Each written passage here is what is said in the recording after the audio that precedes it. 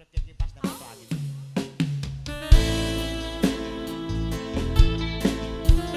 Buat Pak Yono, ownernya Aji Saka. Nyanyi Mas? Enggak, goyang.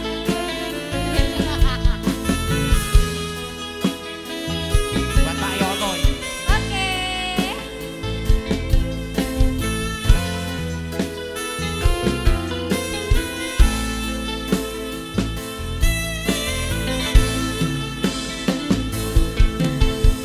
Ora gampang nampa lelakon iki, aku mung kudu pisah nadyan apa tak lakoni nampa kasunyatane tresno kowe disanding wong liya.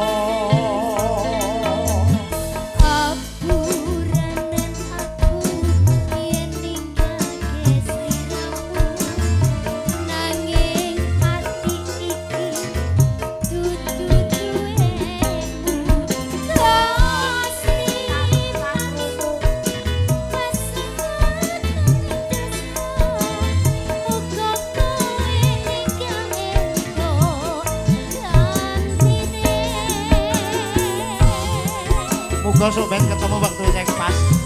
Iya. Ati tulung lilo, alias liramu citra. Apa iki kasunyatan sing tak tampa? Mari pasan kembang pengarono ing ati, nanging dudu aku sing duweni. Wis cukup leno.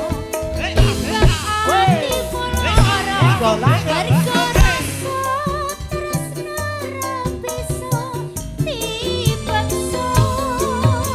Atiku percaya yen kowe mesti bisa ninggalake aku sumandhing wong liya. Rasa tresno kang sanyata saka bae amung sira.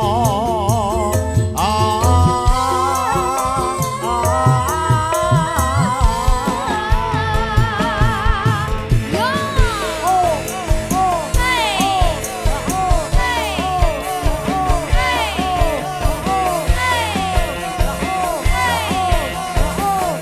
Juragannya Aji Saka Pak Yono. Buat Mas Budi Sadewa selamat sore.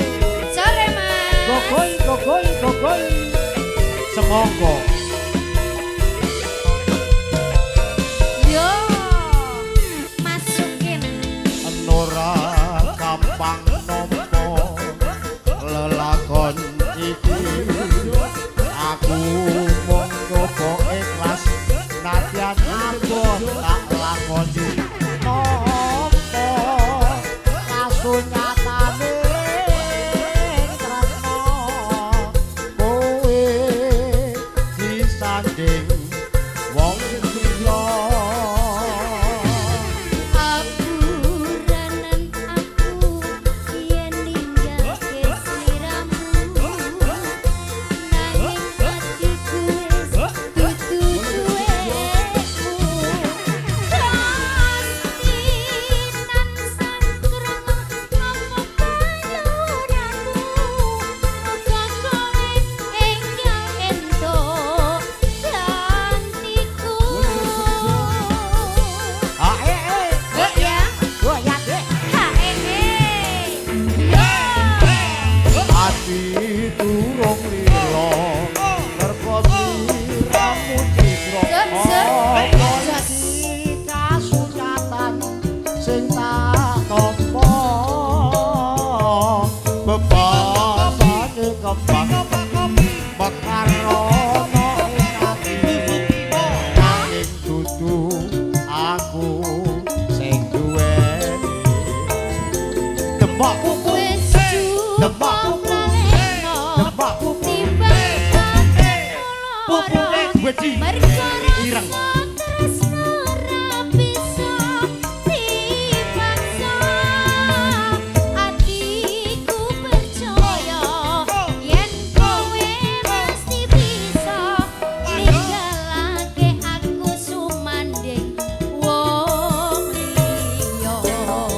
Ati durung lilo merkesanding wong liya.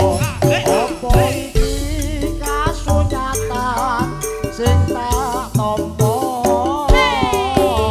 Bebasane kembang mekarono ing ati nanging kudu aku sing duweni. Wis cukup lalekno timbang atimu lara mergo rasa tresno ra bisa dipaksa. Atiku percaya yen kowe mesti bisa ninggalake aku sumanding wong liya. Aku lan kowe kapisahake